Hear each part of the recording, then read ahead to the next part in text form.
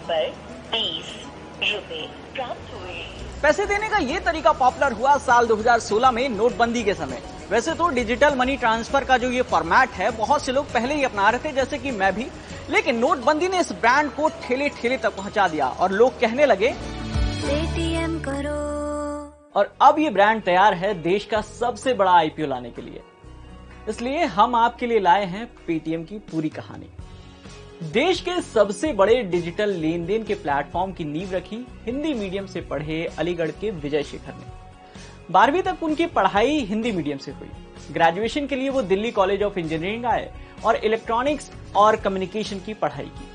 1997 में कॉलेज की पढ़ाई के दौरान ही उन्होंने एक वेबसाइट indiasites.net की स्थापना की और 2 साल बाद कई लाख रुपए में उसे बेच दिया।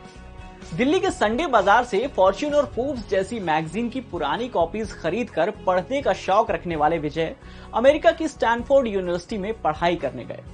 वहां से लौटे तो बचत के पैसों से ही अपनी कंपनी की शुरुआत की।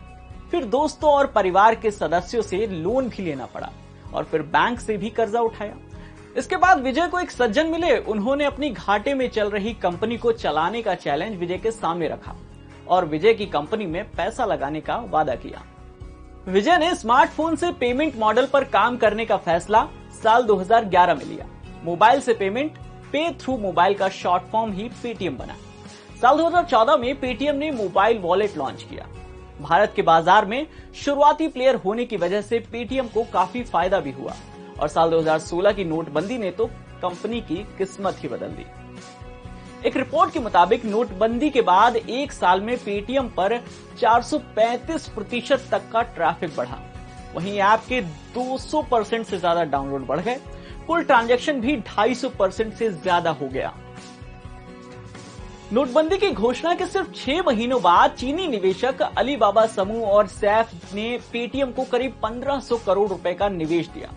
यही वजह थी कि 2015 में 336 करोड़ रुपए के रेवेन्यू वाली कंपनी ने ऐसी रफ्तार पकड़ी कि मार्च 2017 में इसका रेवेन्यू 828 करोड़ रुपए के आसपास हो गया। पेटीएम ने इंडियन क्रिकेट टीम की स्पॉन्सरशिप भी की। इससे उनकी ब्रांड इमेज काफी मजबूत हुई। 2019 से शुरू हुए कोरोना संकट ने पेटीएम को पहली बार $1 अरब की कंपनी बना दिया है।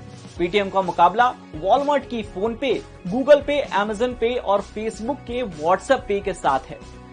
पेटीएम के पास 2 करोड़ से ज्यादा मर्चेंट पार्टनर्स हैं। इसके ग्राहक महीने में करीब 1.5 अरब तक का ट्रांजैक्शन करते हैं। 2021 के अंत तक ये कंपनी पब्लिक हो जाएगी।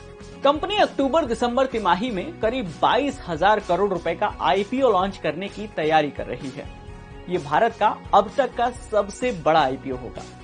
वित्त वर्ष 2019 में कंपनी का रेवेन्यू 3,232 करोड़ रुपए रहा, जबकि 2020 में 3,281 करोड़ रुपए।